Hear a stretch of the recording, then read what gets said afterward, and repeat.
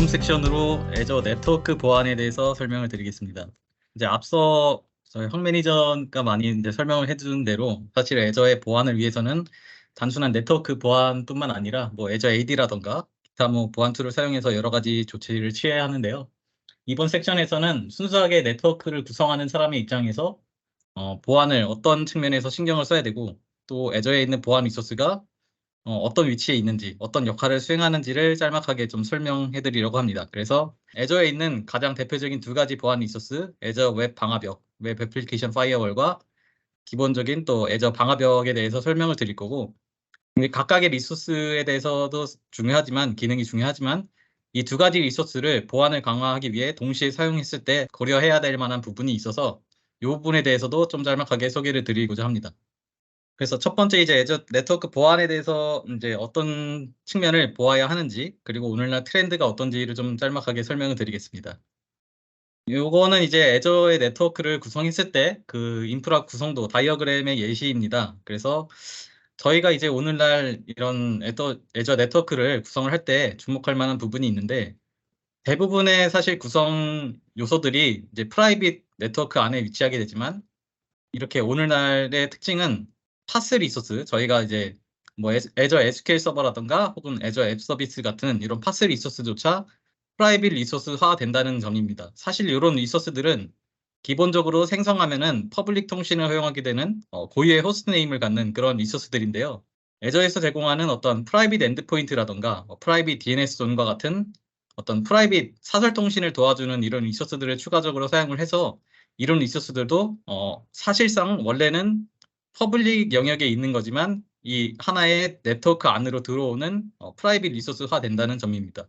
뭐 이런 리소스를 제외하고 기본적으로 많이 사용하시는 이제 버추얼 머신이라던가 혹은 요즘 이제 많이 사용하게 되시는 애저 쿠버네티스 클러스터 같은 경우에도 퍼블릭 IP를 거의 할당하는 경우가 없고 보안을 위해서, 그리고 만약에 퍼블릭 통신이 필요한 경우에 한해서는 이제 애저 방화벽을 통해서 제한적으로 인터넷 아웃바운드 통신을 허용하게 됩니다.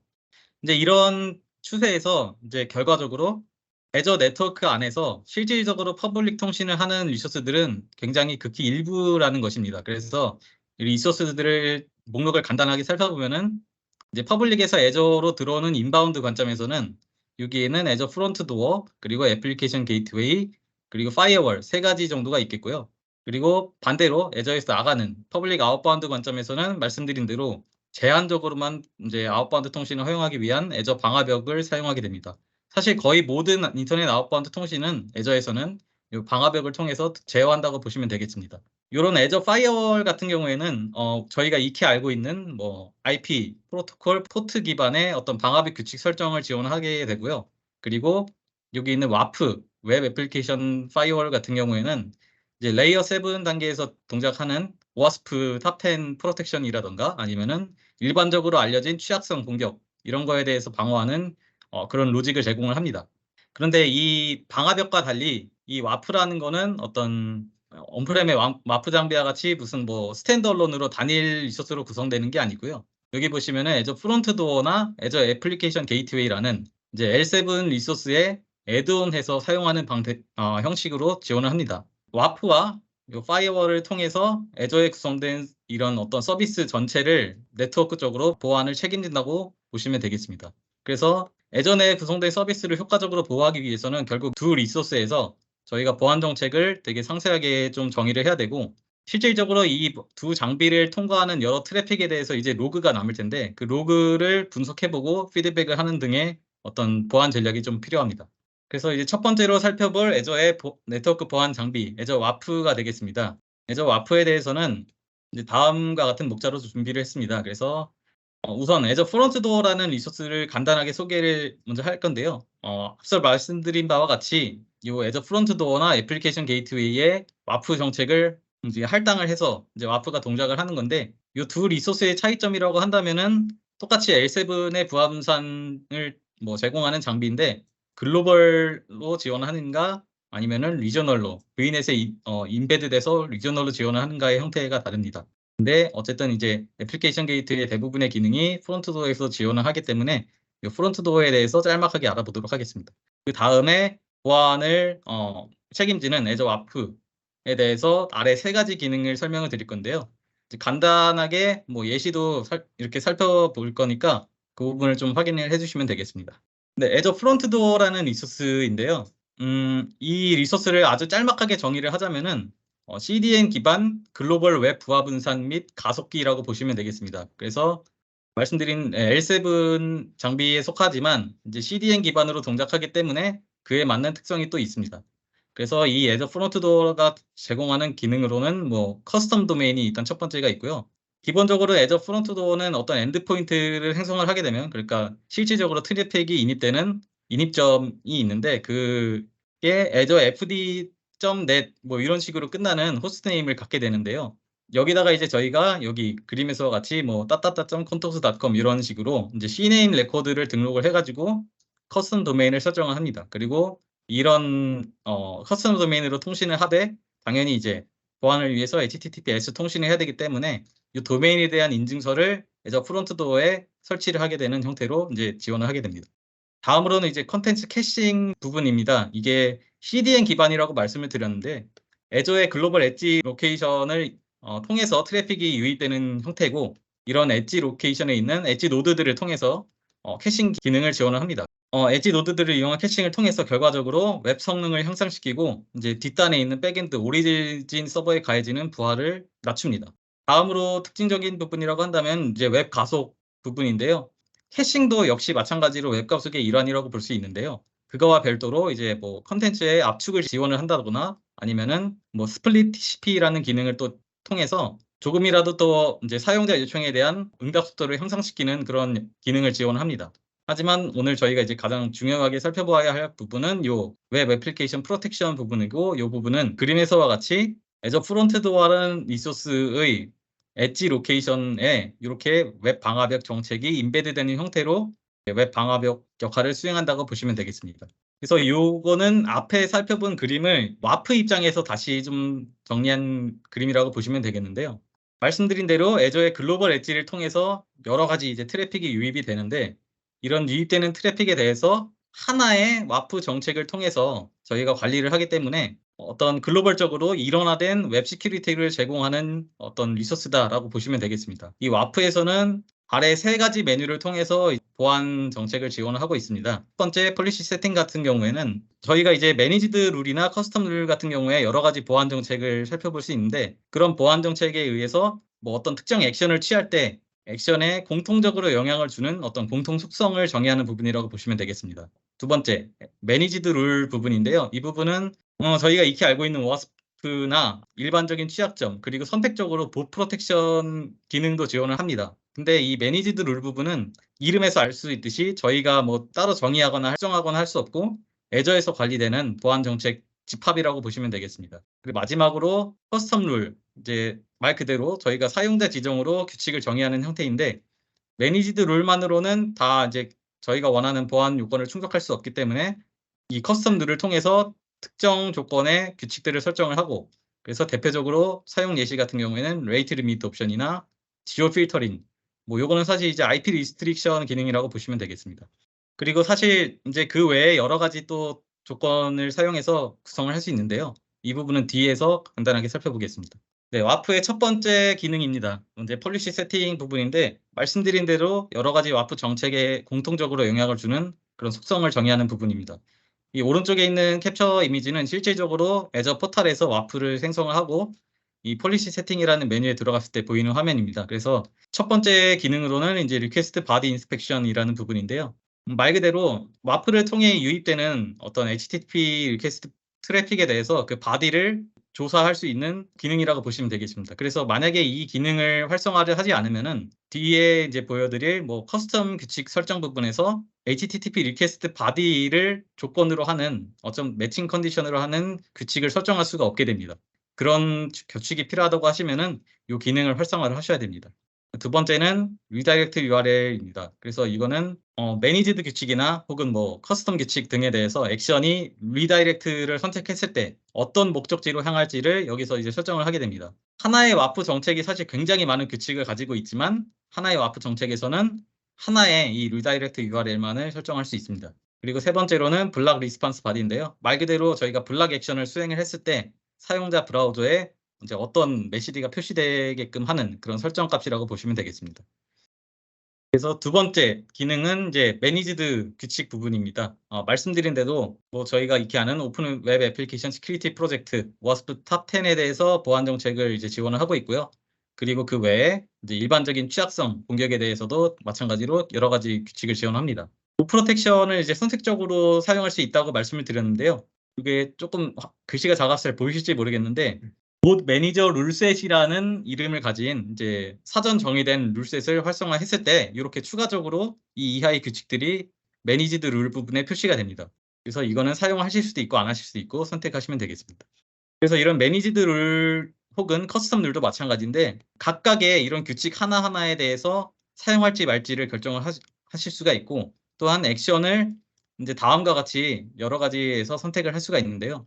뭐 기본적으로 봇 프로텍션이나 커스텀 룰 같은 경우에는 allow, block, log, redirect 4개의 액션을 선택할 수 있는데 WASP 탑10이나 뭐 이런 걸 포함하는 매니지드 룰 기본 셋에 대해서는 로그냐 블록이냐 2개만 선택할 수 있다는 게 좀 약간 특징입니다. 이렇게 여러 가지 굉장히 많은 규칙들에 대해서 뭔가 보안을 타이트하게 해야겠다라고 생각을 해서 거의 모든 규칙에 대해서 뭐 블럭 설정을 하거나 뭐 활성화를 하거나 이런 식으로 하게 되면은 오탐의 가능성이 굉장히 높기 때문에 처음부터 이렇게 모든 규칙에 대해서 다 사용성을 설정하는 게 아니라 어느 정도 이 정도면 됐겠다 싶을 때 한번 이제 테스트를 해보고 또 나오는 로그를 통해서 피드백을 통해서 이제 다시 규칙을 재설정하는 규칙 설정 전략을 세우시는 게 바람직해 보입니다. 그래서 매니지드 룰을 지나서 이제 실질적으로 저희가 좀 많이 사용자 손이 들어가는 이제 커스텀 룰 부분입니다. 매니지드 룰만으로는 통제가 불가능한 여러 가지 조건에 대해서 다루는 규칙인데요. 조건에 따라서 말 그대로 여러 가지 그 규칙을 설정할 수가 있는데 레이트 리밋 옵션은 특정 IP로부터 뭐 단위 시간당 설정한 횟수 이상의 통신 시도가 있을 때 이를 차단하는 규칙입니다. 그래서 이제 매칭 컨디션을 클라이언트 IP냐 뭐 소켓 IP냐 이렇게 사용하실 수가 있는데 이 두 개의 차이점을 짤막하게 소개드리면은 이 클라이언트 IP는 사용자가 실질적으로 접속하는 최초의 퍼블릭 IP라고 보시면 되겠고 소켓 IP 부분은 만약에 사용자 PC 앞단에 뭔가 프록시가 있을 때 그 프록시 IP가 여기에 포함된다고 보시면 되겠습니다. 레이트 리미트 옵션을 통해서 뭐 이렇게 시간은 두 가지가 설정이 가능한데 1분 안에 몇 회 이상까지만 허용하겠다, 5분 안에 몇 회 이상까지만 허용하겠다 이런 식으로 이제 설정이 됩니다. 레이트 리미트 옵션이 중요한 이유는 이제 이 옵션을 통해서 와프 이하의 웹서버에 가해지는 어떤 임의의 공적자 IP로부터의 디도스 공격을 방어할 수 있기 때문에 이게 좀 중요한 옵션이라고 보시면 되겠습니다.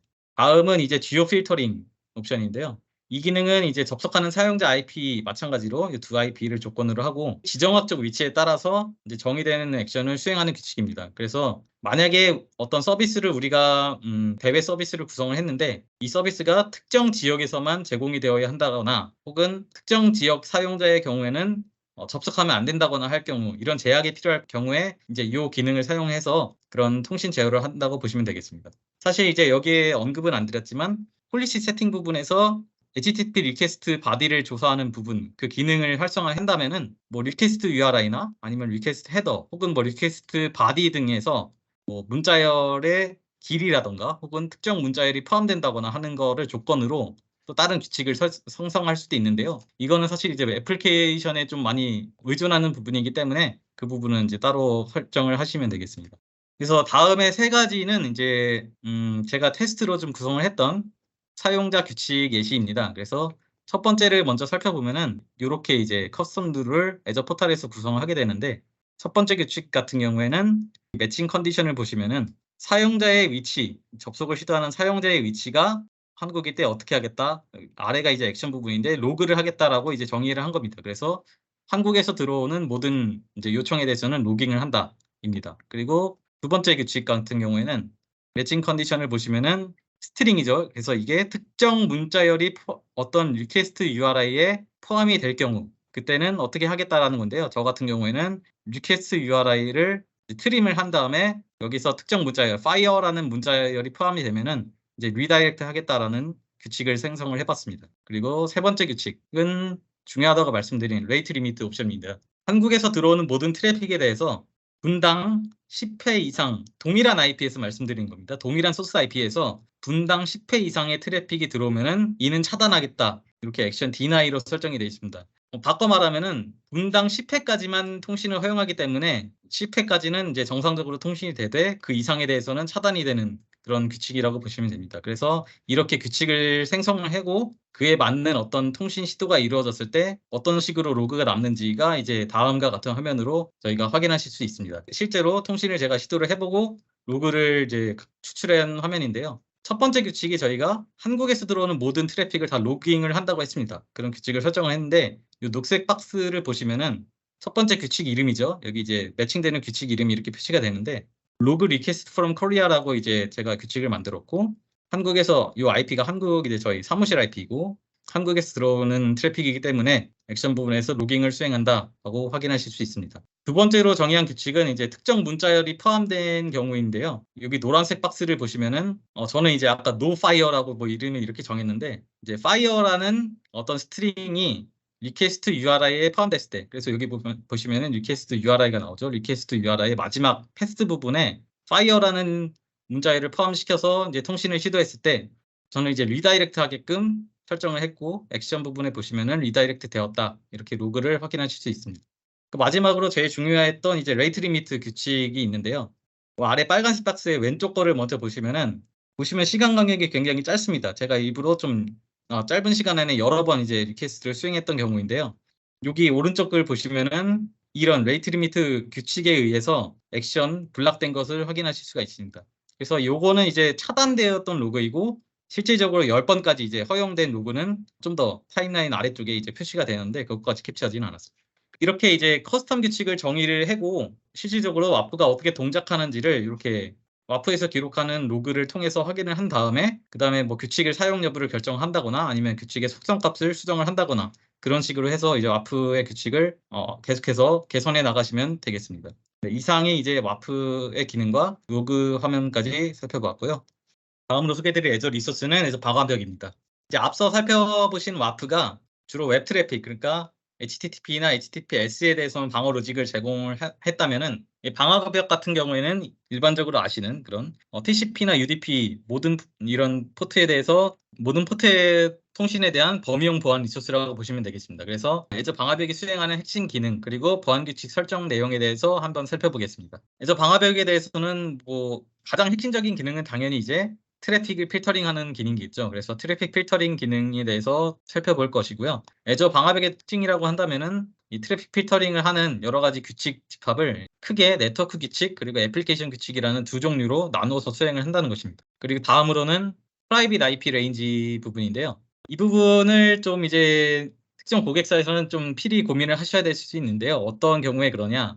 제가 이제 실질적으로 접했던 여러 고객사에서도 RFC 1918 외에 원래는 퍼블릭 IP 레인지인데도 불구하고 그걸 이제 사설 네트워크에서 사용하시는 경우가 생각보다 많이 있습니다. 그럴 경우에 애저와 어떤 온프렘 간의 통신이나 이런 거를 애저 방화벽을 통해서 제어를 한다고 했을 때 그럴 때 이 옵션을 한번 필히 고려를 해보셔야 됩니다. 왜냐하면은 이제 이 옵션에 따라서 애저 방화벽을 통과하는 트래픽에 대해서 소스나트를 할지 말지가 결정되기 때문입니다. 이 부분은 이제 뒤에 한번 더 자세히 살펴보겠습니다. 그리고 마지막으로는 애저 방화벽의 DNS 프록시 기능인데요. 애저 방화벽으로 오는 어떤 DNS 리퀘스트에 대해서 설정된 어떤 커스텀 DNS 서버로 포워딩할 수 있게끔 해주는 기능이라고 보시면 되겠습니다.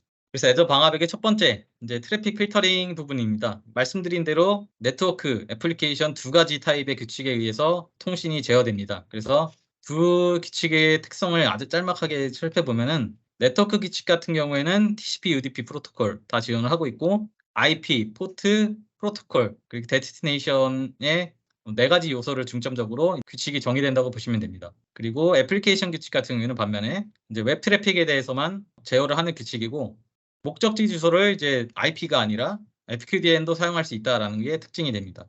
이런 거 외에 이제 추가적으로 애저 방화벽에서 제공하는 기능이라고 한다면은 네트워크 규칙에 한해서는 서비스 태그를 목적지로 사용할 수 있다는 것. 그리고 애플리케이션 규칙에서도 약간 비슷한 원리인데요. 이제 웹 카테고리라는 것을 사용해서 목적지를 지정할 수 있다는 것입니다. 이런 식으로 이제 여러 가지를 고려해서 규칙을 생성한 방화벽이 결국에는 오른쪽 그림과 같은 위치에서 이제 트래픽 제어를 하게 됩니다. 여기 보시면은 기본적으로 애저에 이제 네트워크를 구성할 때는 허브 앤 스포크 구조로 구성을 하시게 되는데요. 애저 방화벽 같은 경우는 이제 약간 중앙 통제형 보안 장치라고 보시면 되기 때문에 요거는 이제 허브 네트워크에 위치를 하게 됩니다. 이 위치에서 이제 여러 경로의 트래픽을 모두 제어합니다. 이 예시로는 뭐 이 스포크가 각각의 뭐 서비스 1, 서비스 2라고 했을 때 어떤 연계가 필요한 서비스가 될 수도 있습니다. 그럴 때 이 스포크 네트워크 간에 다이렉트로 통신을 하게끔 하는 게 아니라 이렇게 애저 방화벽을 통해서 통신을 하게끔, 그리고 모든 로그가 기록되게끔 이렇게 보안을 신경 쓰는 구성을 할 수가 있고요.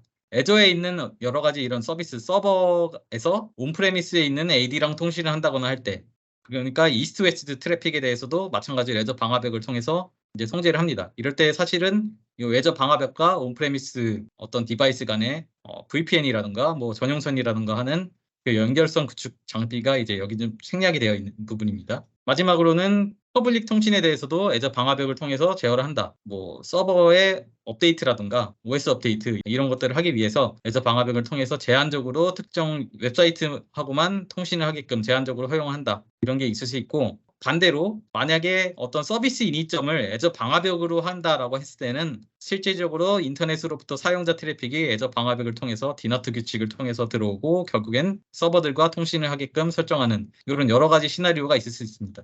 그래서 네트워크 규칙을 실제로 구성하는 예시입니다. 오른쪽 화면을 보시면은 이제 포털에서 애저 방화벽 정책을 어떻게 생성하는지에 대한 화면인데요. 보시면은 소스 IP, 여기는 이제 IP가 아니라 IP를 모아놓은 IP 그룹을 소스를 사용을 했네요. 그래서 소스 IP랑 프로토콜, 데스티네이션 포트, 그리고 데스티네이션 IP 이렇게 구성이 되어 있습니다. 그리고 조금 전에 말씀드린 이제 서비스 태그를 활용할 수 있다라는 게 있는데요. 이 서비스 태그의 예시를 보시면은 뭐 이런 식으로 이제 데스티네이션을 IP가 아닌 서비스 태그를 활용해서 사용할 수 있다라는 것입니다. 이 서비스 태그는 주로 이제 마이크로소프트에서 제공하는 다른 서비스들에 대해서 이제 목적지 뭐 IP 같은 것의 이제 그룹이라고 보시면 되겠습니다. 다음은 이제 애플리케이션 규칙입니다. 애플리케이션 규칙은 말씀드린 대로 목적지를 IP 주소가 아닌 FQDN 형태로 지정할 수 있다. 그래서 보시면은 뭐 소스, 뭐 데스티네이션 이렇게 구성이 되어 있는데, 데스티네이션 쪽을 보시면은 이렇게 다 FQDN 형태로 지정이 되어 있습니다. 그리고 프로토콜도 보시면은 이제 TCP, UDP가 아니라 HTTPS에 대해서만 지정이 되어 있습니다. 네트워크 측의 그 서비스 태그와 마찬가지로 목적지를 이제 웹 카테고리라는 것을 활용하실 수 있는데요. 요 예시는 이제 다음과 같습니다. 뭐 이런 식으로 좀 약간 유해 컨텐츠들을 모아놓은 그런 태그도 있을 수 있고, 아니면은 뭐 네, 여기는 좀 그런 쪽으로 제가 캡처를 했는데 그 외에 사실 여러 가지 태그가 있습니다. 그래서 만약에 내가 특정 웹사이트에 대해서 차단을 하고 싶다, 혹은 그 특정 웹사이트랑 비슷한 성격에 대해서 다 차단을 하고 싶다라고 할 경우에는 그것도 검색하는 기능을 제공합니다. 그래서 애저 방화벽 정책에서는 이런 식으로, 저는 이제 마이크로소프트닷컴에 대해서 검색을 한번 해본 건데요. 이 따따따.마이크로소프트닷컴이 어떤 카테고리에 속하는지를 검색을 한 겁니다. 보시면은 컴퓨터 플러스 테크놀로지라는 이제 카테고리에 속한다라고 되어 있고요. 이제 테스트를 위해서 어떤 이제 방화벽 이하에 있는 사설 네트워크에 있는 서버에서 이 카테고리에 대해서는 통신할 수 없게끔 디나이 정책을 한번 걸어보았습니다. 그 디나이 정책을 걸고 실제로 통신 테스트를 해본다면은 이런 식으로 이제 브라우저에서 액션이 디나이 됐다. 그래서 뭐 방화벽에 이런 정책에 의해 디나이 됐다라는 것을 확인하실 수 있고요. 최종적으로 이런 액션 결과뿐만 아니라 방화벽에서 실제로 그 로그가 확인이 됩니다. 그래서 여기 보시면은 이제 방화벽의 여러 가지 특성값 중에서 웹 카테고리라는 부분이 있는데, 여기 이제 컴퓨터 앤 테크놀로지라는 카테고리가 이 디나이 차단됐다라는 것을 로그에서 확인하실 수 있습니다.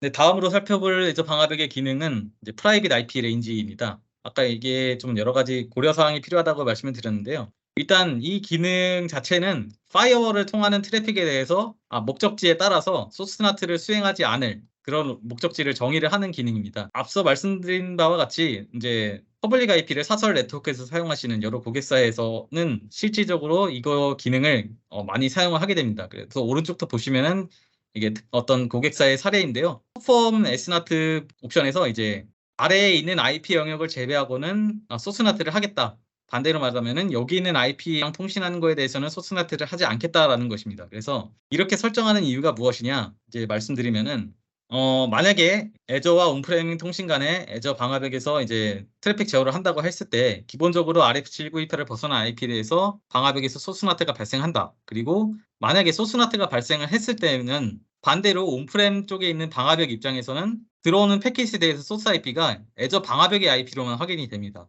다시 말해서 실질적으로 온프렘에 있는 어떤 서버와 통신을 하는 애저 쪽에 있는 리소스가 무엇인지 정확한 확인이 되지 않는다라는 게 이제 맹점입니다. 그래서 일반적으로는 이스트 웨스트 통신 같은 어떤 프라이빗 네트워크에서 통신에서는 소스 나트를 하지 않게끔 수행하는 것이 좀 일반적이다라고 보시면 되겠습니다.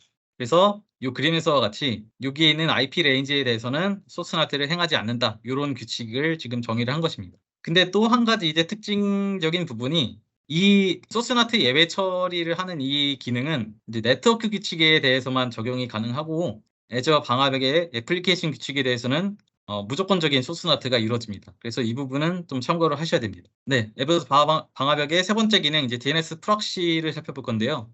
해당 기능을 이렇게 이네이블 함으로써 애저 방화벽이 DNS 리퀘스트를 어떤 설정된 DNS 서버로 포워딩할 수 있는 그런 기능입니다. 다른 뭐 온프렘이나 이런 데에서 DNS 쿼리 대상을 애저 방화벽 IP로 설정을 한 다음에 애저 방화벽에서는 이 그림에 표시된 부분과 같이 사전 설정된 어떤 커스텀 DNS 서버를 지정을 하게 되면은 전달받은 DNS 쿼리를 이 DNS 서버로 다시 한번 전달을 하게 되는 그런 역할입니다.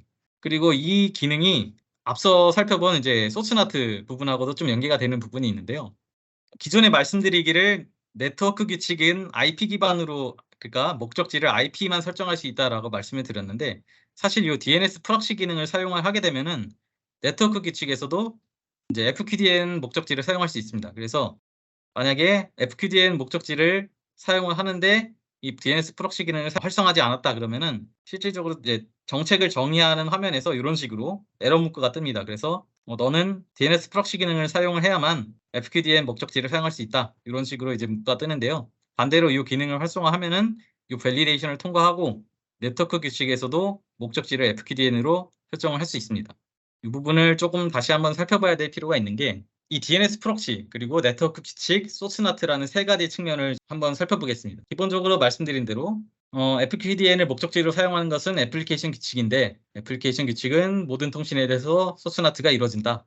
반대로 말하면은 이제 프라이빗 통신에서 온프렘과의 애저의 통신에서 소스나트가 이루어지면은 이 목적지 서버에서는 정확한 소스 정보를 파악하기 어렵다. 요거는 이제 사실 일종의 보안을 신경 쓰는 사람의 입장에서는 보안 맹점으로 보실 수도 있습니다. 그래서 요거를 해소하기 위한 결국 이제 옵션 조합이라고 보시면 되겠는데요. DNS 플러시 기능을 활성화를 합니다. 그리고 그렇게 함으로써 네트워크 규칙에서도 FQDN 목적지를 설정을 하고 저희가 앞서 살펴본 프라이빗 IP 레인지를 정의를 함으로써 애플리케이션 규칙과 달리 이제 소스나트를 예외 처리가 가능합니다. 최종적으로는 이제 이스트 웨스트 통신에서 소스나트가 되지 않으면서도 애저에서 이제 FQDN을 대상으로 하는 통신이 된다는 것입니다. 그리고 보안적인 관점에서 이 결과물은 목적지 서버에서 정확한 소스 IP 파악이 가능하게끔 하기 위해 이제 이런 기능을 사용한다라고 보시면 되겠습니다.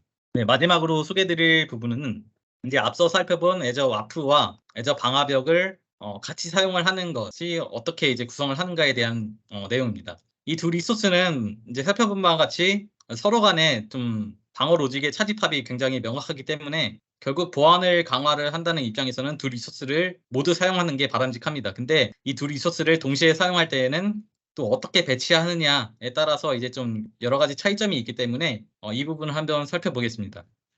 그래서 이제 두 가지를 사용하는 경우인데 뭐 각각의 따로 하나씩만 사용하는 경우와 비교를 했을 때 어떤 이점이 있는지 이런 걸 이제 비교하기 위해서 5가지 경우의 수를 살펴보겠습니다. 그런데 여기서 이제 앞서 살펴본 내용과 조금 다른 점이 있는 게 앞서는 저희가 글로벌 L7 장비인 애저 프론트도어에 와프가 있는 그런 구성도를 살펴봤는데요. 이 이하의 내용에서는 이제 글로벌이 아니라 리저널 리소스인 리저널 L7 리소스인 애플리케이션 게이트웨이 플러스 와프의 조합으로 살펴보겠습니다. 왜냐하면 사실 모든 웹 서비스가 반드시 글로벌 서비스는 아닐 것이고 실질적으로 애플리케이션 게이트를 활용하시는 고객사가 굉장히 많기 때문에 오히려 좀 범용성을 생각한다면 애플리케이션 게이트웨이 플러스 와프 그리고 방화벽의 조합이 어떻게 이루어지는지를 한번 살펴볼 필요가 있기 때문입니다. 그래서 첫 번째 안, 네, 애저 방화벽만을 사용하는 안입니다. 그래서 애저 방화벽을 통해서 모든 인터넷 인 아웃바운드 트래픽이 제어되는 형태고 방화벽 이하에 이제 어떤 웹 서버가 있는 형태입니다.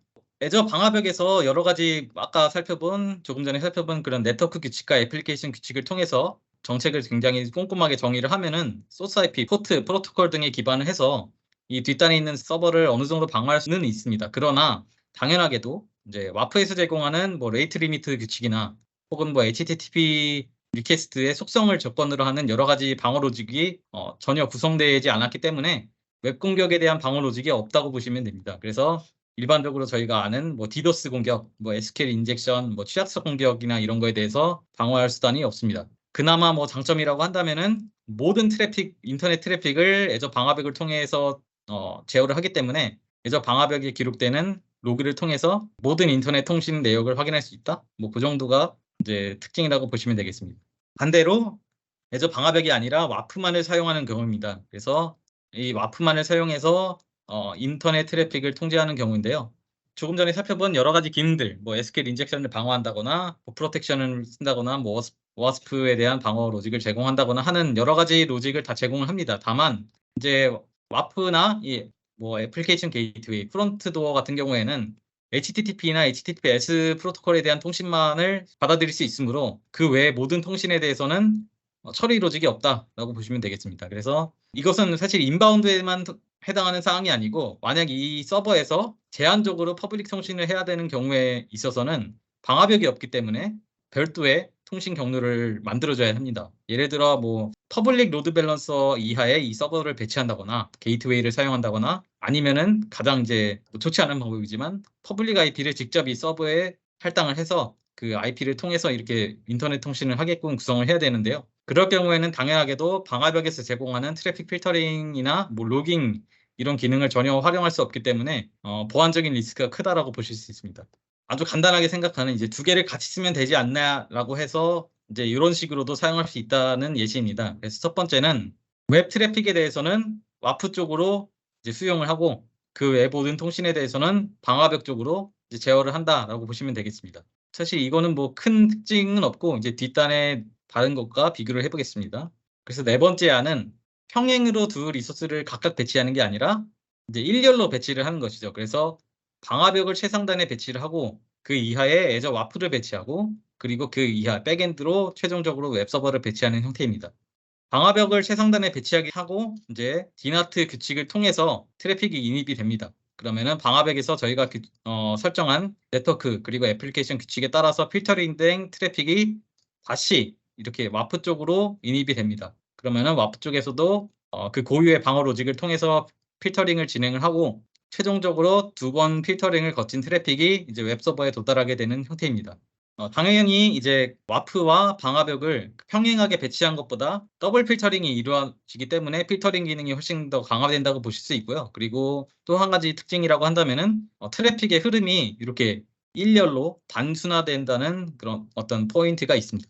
다만 여기서도 이제 좀 맹점이 있는데요. 애저 방화벽을 최상단에 배치했을 때 만약에 저희가 제공하는 서비스가 어떤 클라이언트 IP에 좀 뭔가 의존되는 그런 서비스다라고 했을 때에는 이 안은 맞지가 않습니다. 왜냐하면은 애저 방화벽은 실제 접속을 하는 클라이언트 IP를 이 웹서버로 전달할 수 있는 기능이 없기 때문입니다. 이 기능은 여기 애플리케이션 게이트웨이나 프론트도어에서 제공을 하는데 결국은 이렇게 X4DID4 헤더를 통해서 이제 헤더에다가 클라이언트 IP를 심어가지고 던지는 기능인데요. 이 같은 경우에는 이미 파이어월을 통해서 소스나트가 이루어지기 때문에 와프 쪽에서 헤더에다가 클라이언트 IP를 심어서 던지고자 해도 실제로 전달할 수 있는 IP가 애저 방화벽의 IP가 돼버립니다. 그래서 말씀드린 대로 어떤 웹 서비스가 사용자 IP에 의존하는 것이라고 한다면은 이 안은 이제 채택을 할 수가 없습니다. 다음 안은 와프와 방화벽의 순서를 뒤집죠. 이제 그래서 애저의 와프를 최상단에 배치를 하고 그 이하에 방화벽을 배치를 하고 그리고 그 이하에 이제 웹서버를 배치를 합니다. 어떻게 보면 조금 어색한 부분이 있다고 생각할 수도 있는 게 그 사실상